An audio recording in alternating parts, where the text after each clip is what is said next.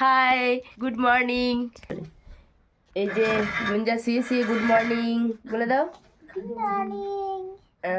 আর এদিকে আমার মাকে দেখা সকাল সকাল স্নান সেরে রেডি, ওই যে ফল নিয়ে চলে যাচ্ছে ঠাকুরকে দেবে। তো আমিও বসে বসে ভিডিও এডিট করছি।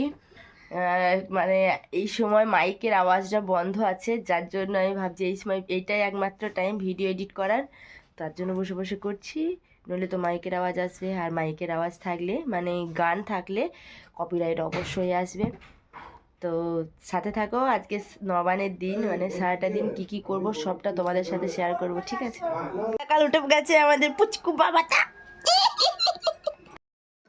তারপর এই যে আমি একটু আলপনা দিয়ে নিলাম, মা বলছিল অনেকক্ষণ থেকেই, তো এডিট করছিলাম যার জন্য উঠে আসতে পারছিলাম না। আর এদিকে বাবা দোকান খুলে দিয়েছে, আমি সকাল সকাল দিতে লাগলাম, যার কারণ দোকানের লোক আসলে তো ঘেঁটে দেবে পায়ে করে, ওই জন্য আমি ওদিকে আলপনাটা আগে দিয়ে দিলাম। আর মা এদিকে উনুন ধরিয়ে ফেলেছে, দেখতে পাচ্ছ। আমারও স্নান টান কিন্তু সারা হয়ে গেছে। মা বললো আমাকে একটু বেসনটা ফেটে দে, তো তার জন্য ফেটে দিচ্ছিলাম। আর ওদিকে গুঞ্জা ক্যামেরা করছে। এটা গুঞ্জা ভালোই কিন্তু ক্যামেরা ধরা শিখে গেছে, মানে কীভাবে করতে হয়। আর এদিকে ডালটা গ্যাসে বসিয়ে দিলাম, তো আমাদের গ্যাসটায় না প্রচুর পরিমাণে কালি পড়ে, মনে হয় জাম হয়ে গেছে ফুটোটা গ্যাসের, ওটাকে ঠিক করিয়ে আনতে হবে।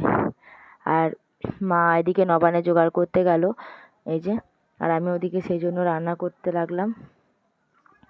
নবানের ফল, তারপর বাটা দিতে যেতে হয়, ওগুলো মা আমার বোনকে দিয়ে এই তো গো ঝম্পার মা, মন্টুর মা, ঝন্টুর মা, হাঁচাকে মা, আবদার মা, ইতিপর্ণার মা। হ্যাঁ, খালি ওই ছেলেবেলেদের মাসি হয়। আর মটর গলায় চটর বটর দাঁতে ভাঙে আর না।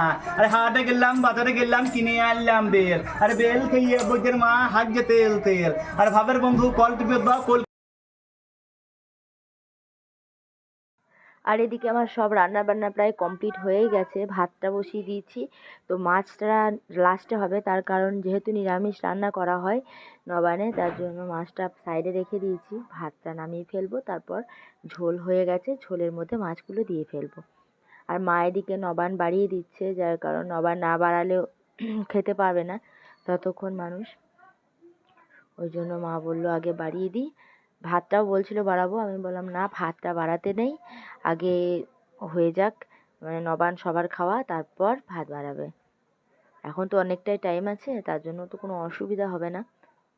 আর ওদিকে রান্না বসিয়ে দিয়ে আমরা সকলেই খেয়ে নিলাম। বাবা ওদিকে মাছটা ভাজছে, আর আমরা এদিকে খেয়ে নিলাম আগে। আর এদিকে আবার বহুরূপী চলে এসছে, মানে এই নিয়ে দুটো বহুরূপী আসলো আজকে।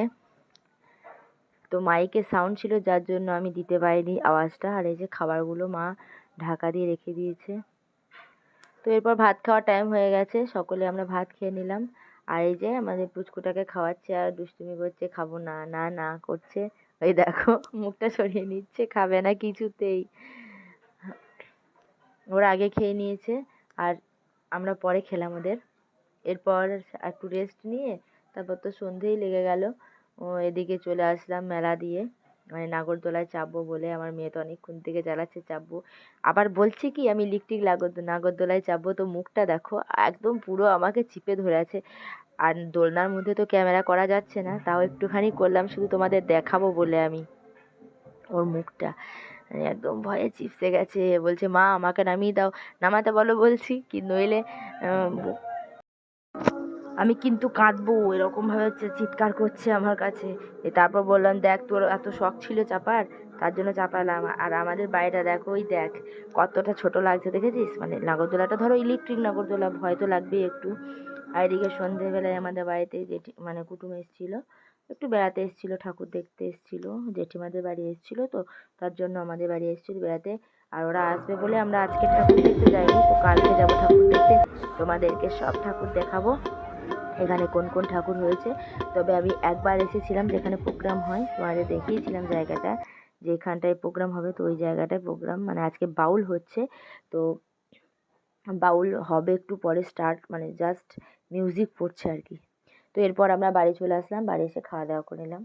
তো আজকের মতো ভিডিওটা এইটুকুই, আর বেশি বাড়াইনি ভিডিওটা। তো আজকের মতো টাটা। ভালো লাগলে প্লিজ লাইক কমেন্ট এবং একটা শেয়ার করে দিও, আর সবসময় আমার সাথে থেকো।